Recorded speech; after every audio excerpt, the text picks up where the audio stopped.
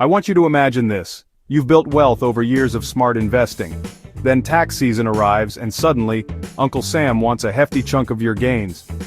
But what if I told you there's a legal, elegant way to trim that bill and keep more of your money working for you?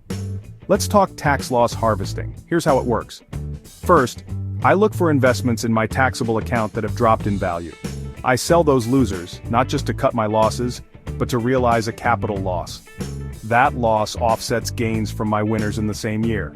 If my losses are bigger than my gains, I can even knock up to $3,000 off my ordinary income, rolling the rest forward year after year. To keep my portfolio humming, I reinvest the proceeds, just not in the same stock, to avoid what's called a wash sale. Now, who does this benefit most?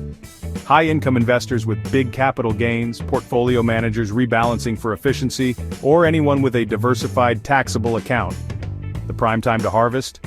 Usually toward the end of the year, once I know my gains, but I can use the strategy anytime I realize a profit. Let's get real with examples. John, in the 24% tax bracket, racks up $25,000 in gains, but harvests $15,000 in losses. Instead of owing $3,750, he pays just $1,500. That's $2,250 saved. Or Susan, with a $50,000 gain, harvests $30,000 in losses.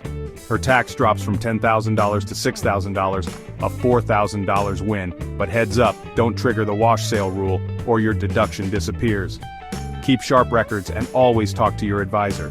At Perez Gorey and Associates, I believe tax strategy isn't just about paying less, it's about aligning your money with your purpose. Click the link in the description now for a free 15-minute consultation and download your tax-saving guide. Let's make your money work as hard as you do.